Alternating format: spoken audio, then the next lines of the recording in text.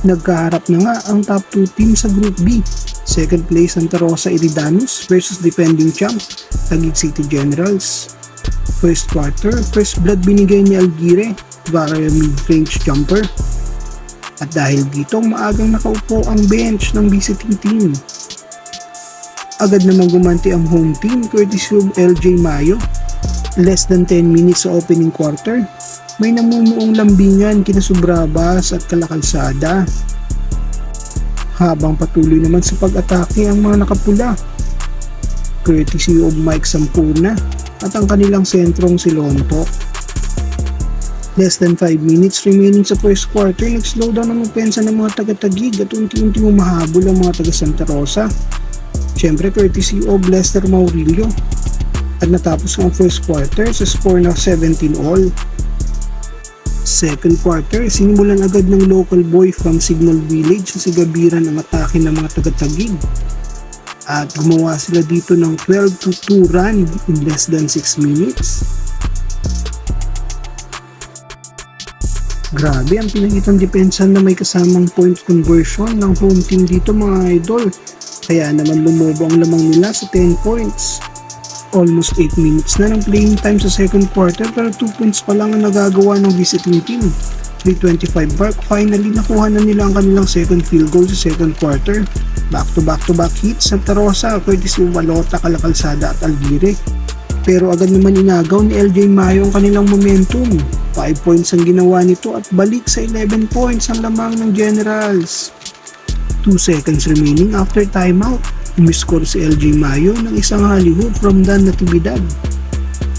At dahil dyan natapos ang first half sa score na 38-25, lamang ang home team. Silipin muna natin ang game summary at ang leading scorers for both teams. Start ng second half, palitan agad ng 3 points sina Sampurna at Maurilio. At dito naman lalong pang humigpit ang depensa ng mga taga-Taguig. Sa quarter na ito ay nakakalimang butata na si LJ Mayo. Good defense converted to good offense naman sa play na yan nila Dan Natividad at Mike Sampurna.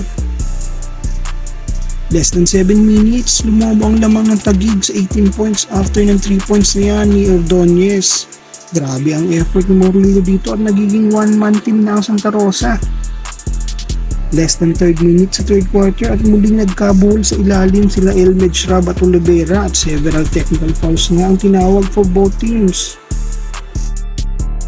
At natapos na ang third quarter sa score na 43-65 lamang ang home team, with LJ Mayo stepping up for the Taguig City Generals. Start ng fourth quarter, talagang mainit sa ilalim at bagsak sa hardcourt ang isang player ng visiting team pero may foul na committed si Gabiran.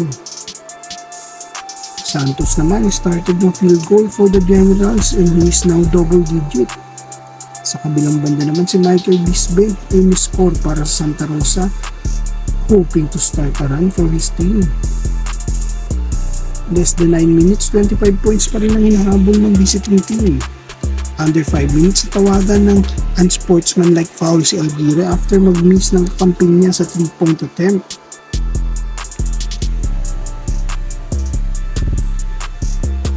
Agad naman siyang bumawi sa layup na yan.